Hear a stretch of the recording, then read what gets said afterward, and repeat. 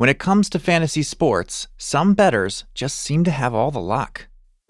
At Thrive, we are focused on shifting the power paradigm to the masses and away from the elite. Today's founder, Adam Weinstein, was sick of losing on big daily fantasy sports platforms, so he started Thrive Fantasy. Adam says that unlike his competitors, his platform will give fantasy sports bettors a fighting chance to win big money. But are our investors ready to take a gamble on the underdog as it takes on the industry heavyweights?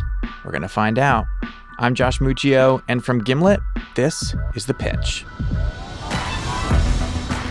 Our investors today: Sarah Downey. Sarah used to run her own company.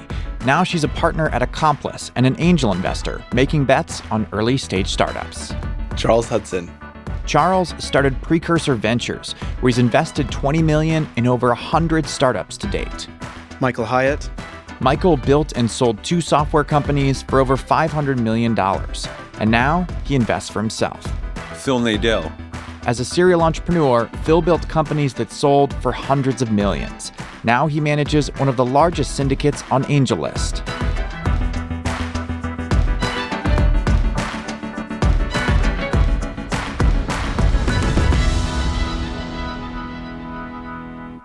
All right, here's the pitch. Hello, everybody. My name is Adam Weinstein. I'm the founder and CEO of Thrive Fantasy, the new daily fantasy sports app for prop bets. So back in 2012, when I recently graduated from UMass Amherst with a sport management degree, daily fantasy sports was all the rave. Okay, before we go any further, maybe you know this already, but in case you don't, here's how daily fantasy sports work. Essentially, you can create your own roster of professional athletes from any team across the sport. So say you pick LeBron James and Steph Curry and then 7 other players.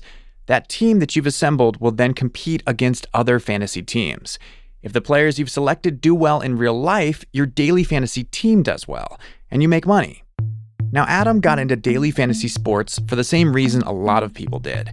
He was a big sports fan, but he also thought he might have an edge for another reason. So I've been, for all intents and purposes, a gambler for 15 plus years. So I started playing poker when I was 15, 16 years old. So daily fantasy sports was right up my wheelhouse. I was like, this is going to be awesome. I know every player on every team. I'm going to crush this. So I ended up depositing about $3,000 on the 2 major sites, FanDuel and DraftKings, and lo and behold, never came close to winning any money. I got killed. I did some research and quickly realized I was not the only one.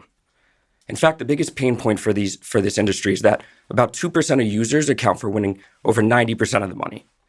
At Thrive, we are focused on shifting the power paradigm to the masses and away from the elite. The way we've done this is we solely incorporate top-tier athletes in our contests, so the casual fan doesn't have to research every player on every team and doesn't feel like they're getting taken advantage of.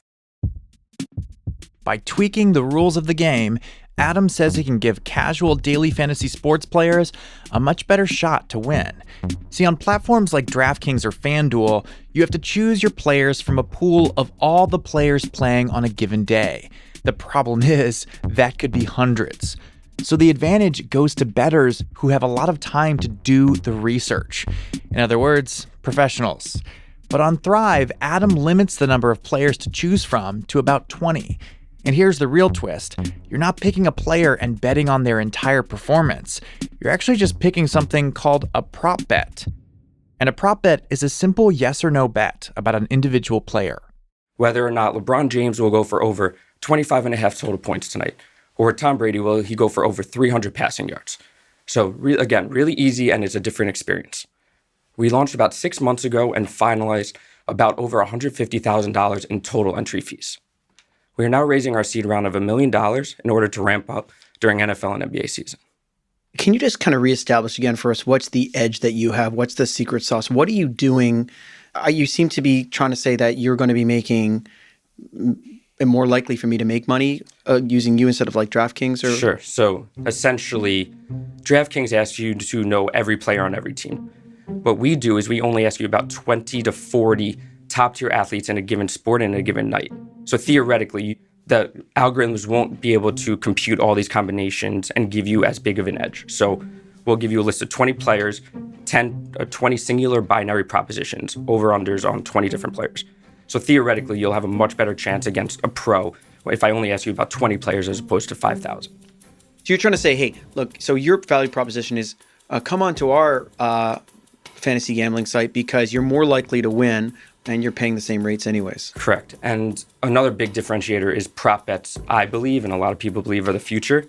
It's a completely different experience, completely different But sweat. just to be clear, you're not boiling the ocean or splitting the atom here. All you're saying is that you're just taking the top players and combined. Like, why couldn't DraftKings or somebody else just say, hey, yeah, so we offer this version as well? Like, it just seems like such a very, very small pivot. Yeah, so that's the biggest question we get from potential investors. And the attrition rate at DraftKings and FanDuel right now is at an all-time high. We think that we can keep those customers for longer and spend more money. Daily fantasy sports is obviously a massive part of their ecosystem and their structure, but we don't think that they want to cannibalize their existing revenue or their user base by saying, hey, we already know what these guys are spending. We don't want to just create a whole new game style and concept where they might be just eating at that current user base. I'm just not understanding how you're saying more people are going to win bets. Walk me through that. So it's user versus user. Right. So instead of 2% winning 90% of the money on our site, we're seeing right now that the skew is much closer to the normal bell curve. So, for instance, 8% will start winning 75% of the money.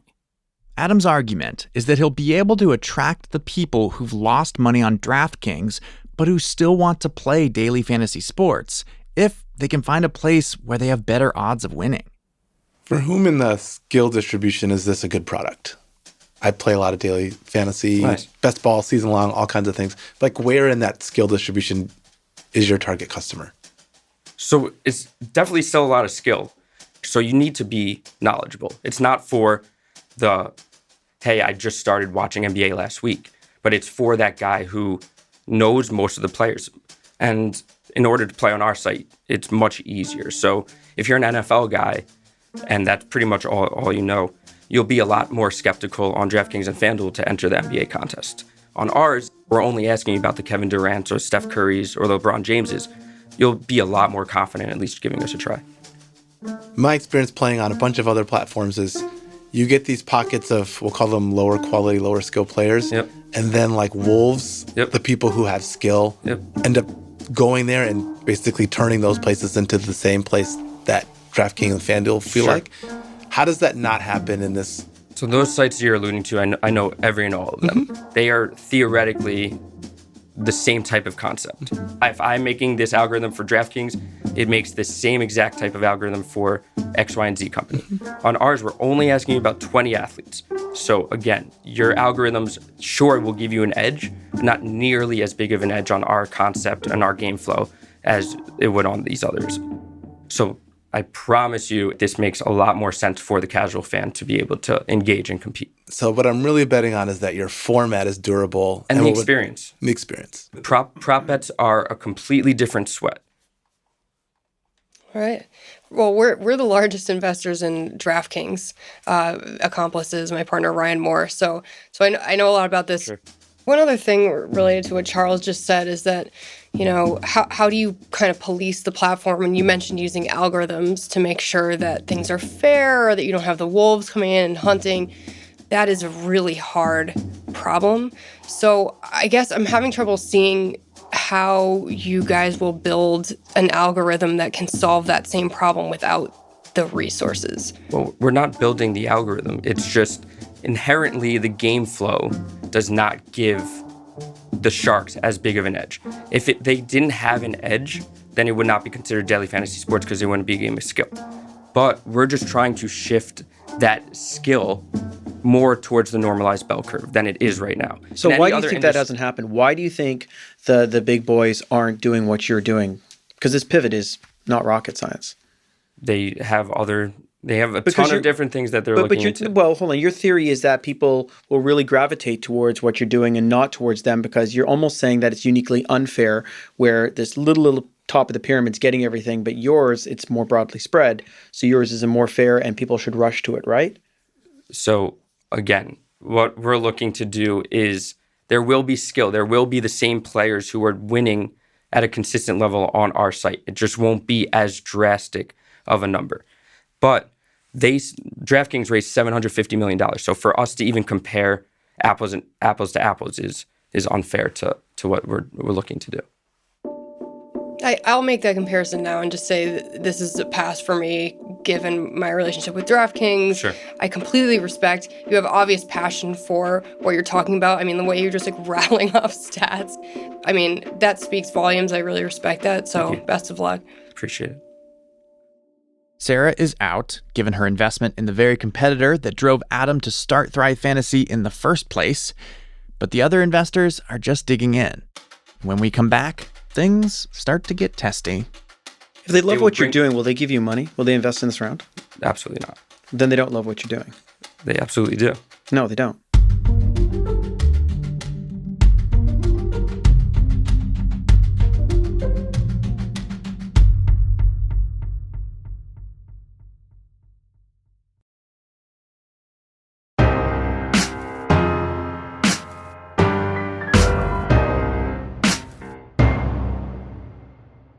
Welcome back.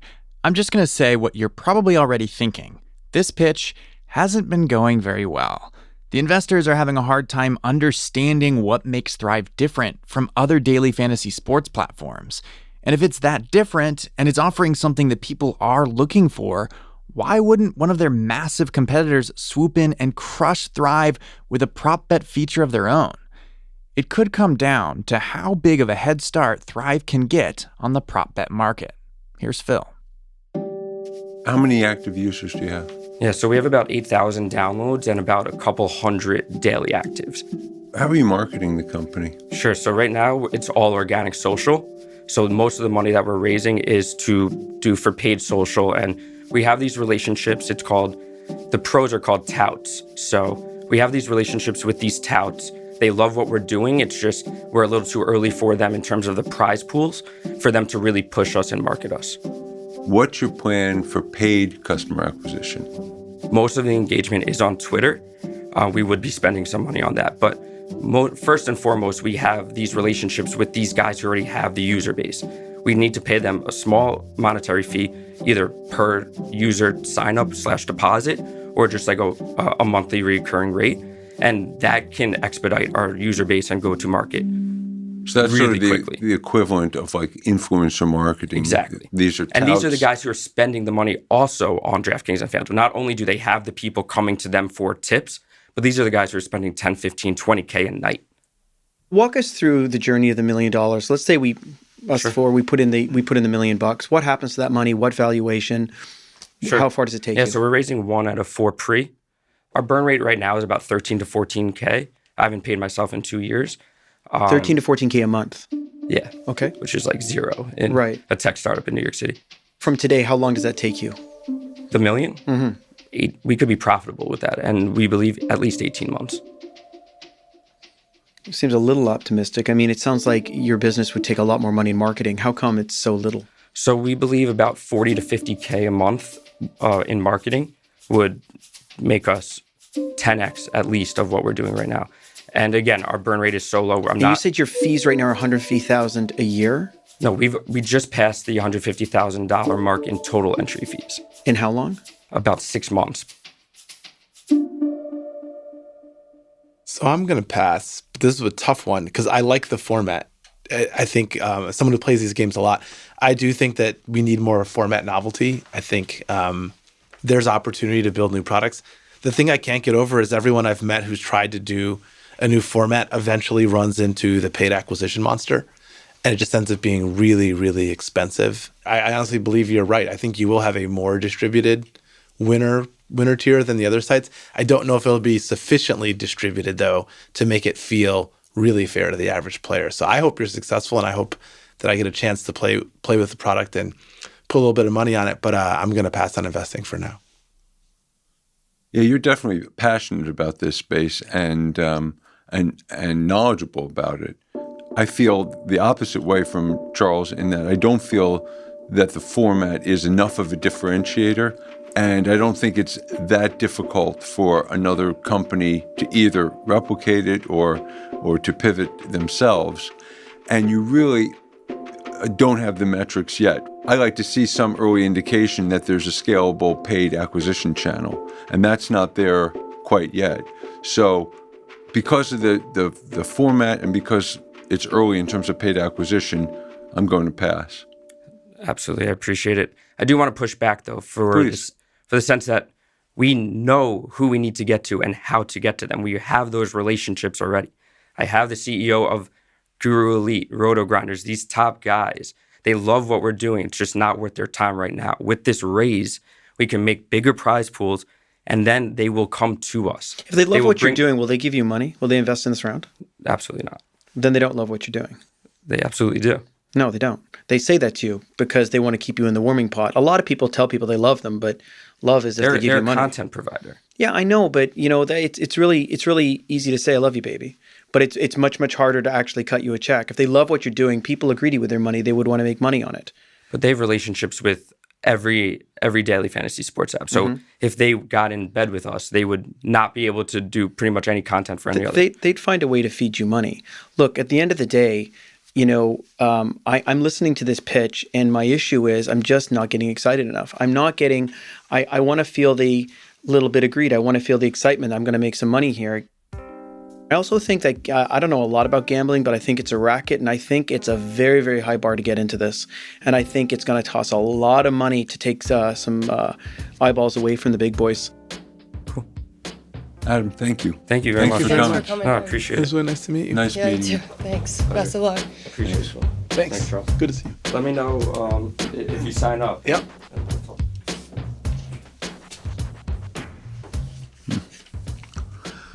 Well, he's a guy who obviously knows this business and is passionate about it. But did you feel he was confident? As in confident, like he really knew how to scale this thing? No. I felt he was confident about his model, but I don't think he's confident in other words, about his format. I mean, the crappy thing as a player is if you find a format you like, you actually want to believe that the company that provides it will be around for a while. Otherwise, it goes away, and then like the thing that was fun, you can't play it anymore. Mm-hmm. So I think the natural order is that all of these formats need to be under big umbrella brands so that they can stick around. But the one thing he said that I agree with is if I were running one of the big daily fantasy sports sites, this prop betting thing would probably be a double-digit priority for me, like way down the list.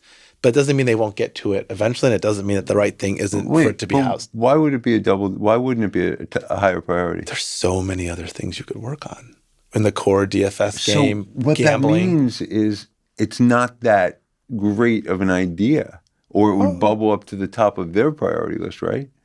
Relative to the things relative to the other things they could be working on, right? Totally.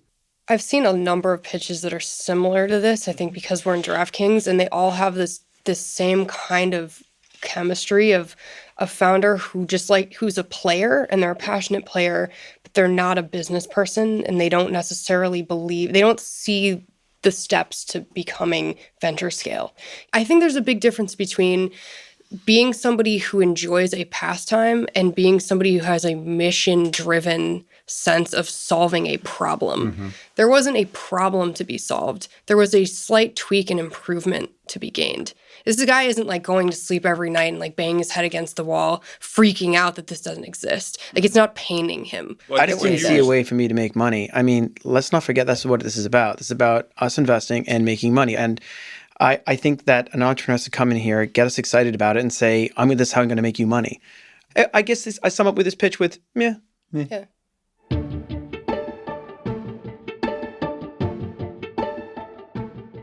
So Michael may have felt that this pitch was just meh, but I wondered how an investor who really knows this space felt about it. After the break, we call up Sarah Downey.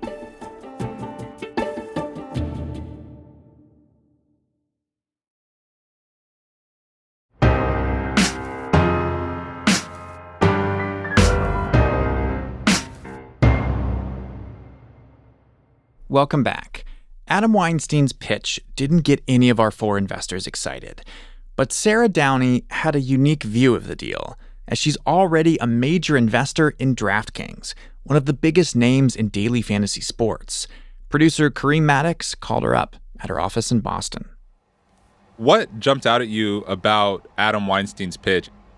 I remember, so he seemed really uncomfortable, which is pretty normal for a founder giving a pitch, but he seemed particularly uncomfortable.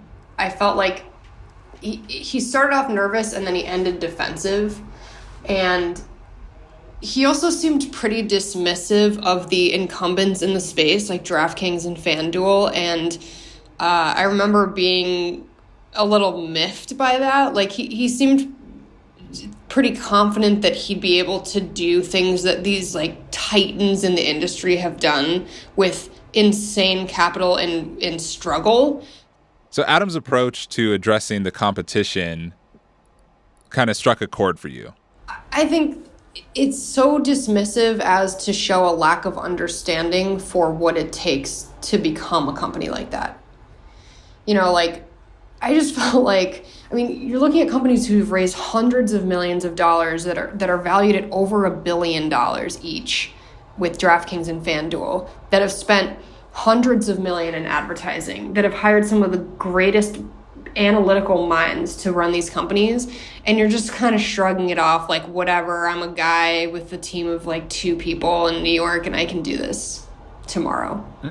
Like, it's just like, there's just like, things are not aligning in that statement. Right. And then I remember him talking about, I think, yeah, he took issue with the fact that he was saying only a small number of people on DraftKings and FanDuel's platforms consistently win. Yeah, he said it's 2%. 2% of users account for winning over 90% of the money was his stat. Yeah, my biggest takeaway was this feels like a feature that DraftKings or FanDuel can turn on in a month or less. Like, if DraftKings wanted to make it so that it was easier to win, they could create challenges and lower the bar that would make it easier for people to win. Right. Well, let's assume that users do like the Thrive Fantasy platform and they like the format, this prop bet format, and that gameplay, and they do feel like they have a better shot of winning. Do you think that if DraftKings or FanDuel introduces that is necessarily a death sentence for Thrive? It's never a guaranteed death sentence, but it's not good for them. I mean, this is a battle to acquire users, right?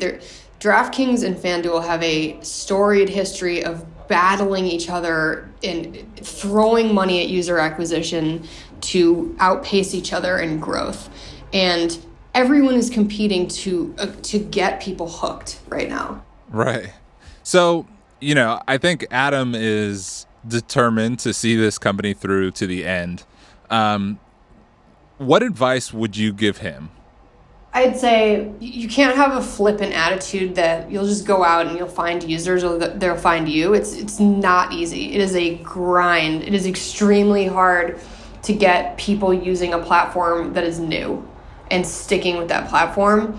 I think he really just needs to delve into the fundamentals of what will make this a good business. His focus is way too much on the app itself and what the features will be. It needs to be a lot more around making this work as a business. One of the things you're looking for in a founder is ability to listen and adapt. I mean, it's just, you're getting into a relationship with somebody where you're expecting them to be honest about issues because they're close to the business and you're not as an investor.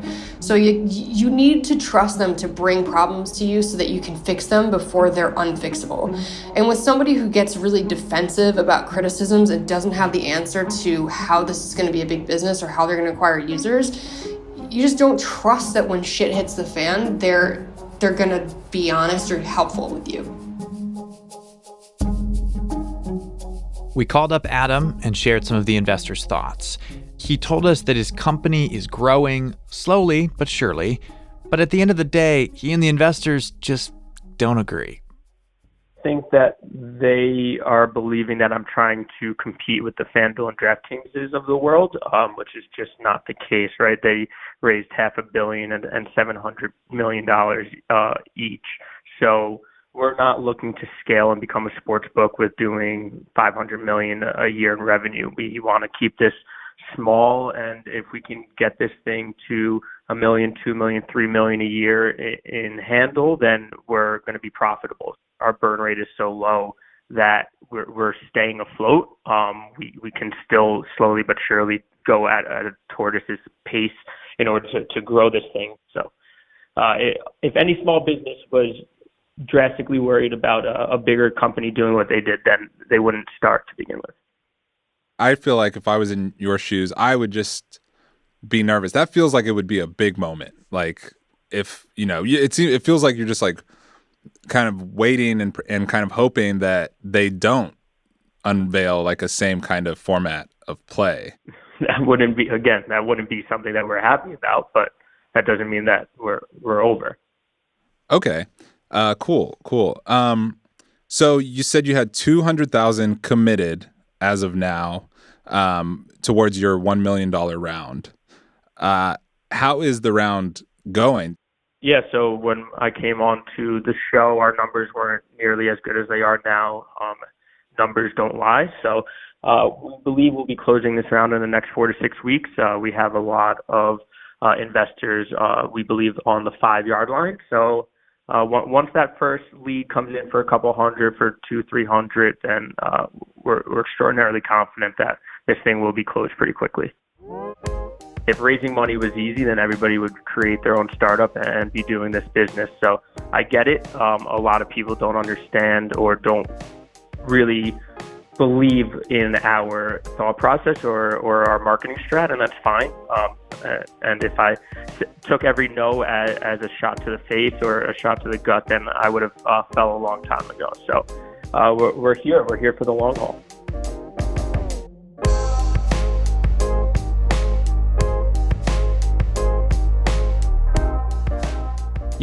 I'm not here to call balls and strikes, but this might be a case where the founder is really excited about building a thing that just isn't big enough for venture capitalists. Because when VCs invest, they invest thinking that the company is going to hit it out of the park, which means Adam needs to find a different kind of investor, one who's happy with a hard-hit line drive for a double.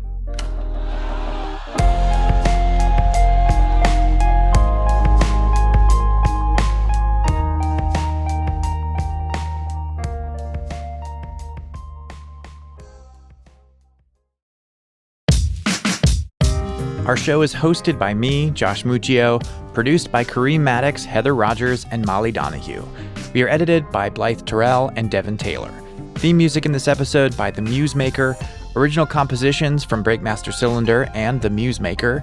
We are mixed by Enoch Kim. Lisa Muccio planned the recording of this pitch, and this is our disclaimer. No offer to invest is being made to or solicited from the listening audience on today's show. You can find more episodes of our show on Apple Podcasts, Spotify, or wherever you listen. All right, you've been listening to The Pitch from Gimlet. We'll be back with a brand new episode next Wednesday.